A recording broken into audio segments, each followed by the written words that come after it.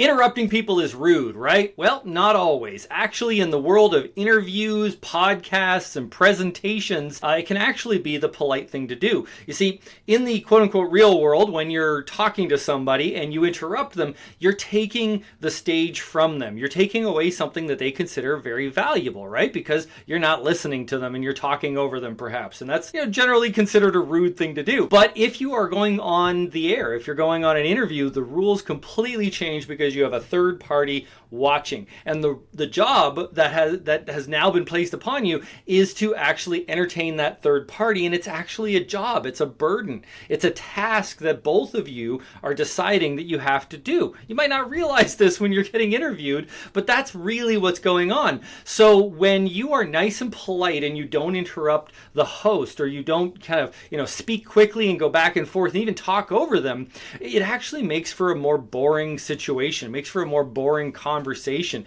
If you notice, the shows that sound really interesting, whether they're arguments or whether they're just people having fun, they talk quickly and back and forth all the time. That's what makes for entertaining interviews. So if you're sitting back and you're being, what you think is polite and not interrupting, you're actually leaving the entire burden of entertaining the audience to the host, and they don't like that. Believe me, I'm a veteran of well over 2,000 interviews. I've been on everything from the Today Show to morning radio to podcast to everything, you name it.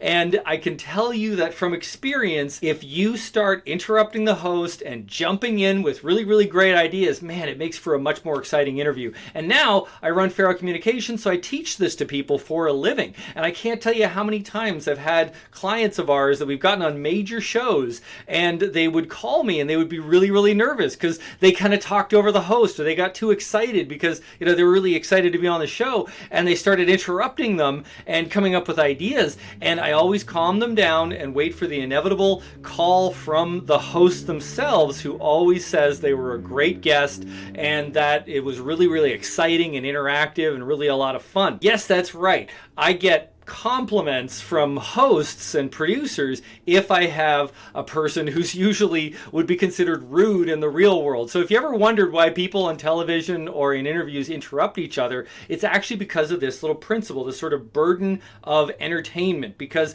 when it's your job to entertain the audience and you're a host of a show, you got to do that day in and day out. When you finally get someone that you're interviewing that takes that power and actually takes that responsibility for themselves, it's a relief. So yeah, jumping in with a great idea, with a great story, with a great anecdote in the middle of an interview, whether or not the host asked you that specific question or gave a pause, just jumping in with something exciting, the hosts actually love it in my experience. And I would look forward to reading the comments to see if there's somebody who disagrees with me. But what I've found, being a veteran of well over 2,000 interviews, is the hosts love it if you actually interrupt them. So please interrupt me in my next interview. I'm Dave Farrow. I founded Farrow Communications to help people get publicity, whether they're an author or a business. And I can tell you from experience, whether you're going on a small show or a huge network television show or on Netflix, the rules completely change when you go on the air. Once you go on the air, throw out the old rule book of what it takes to be polite. You have to start interrupting the host. You have to start being exciting and jumping in with anecdotes and ideas. And if this sounds intimidating to you, well, there's a reason why I created an online course called Nail the Interview to help people.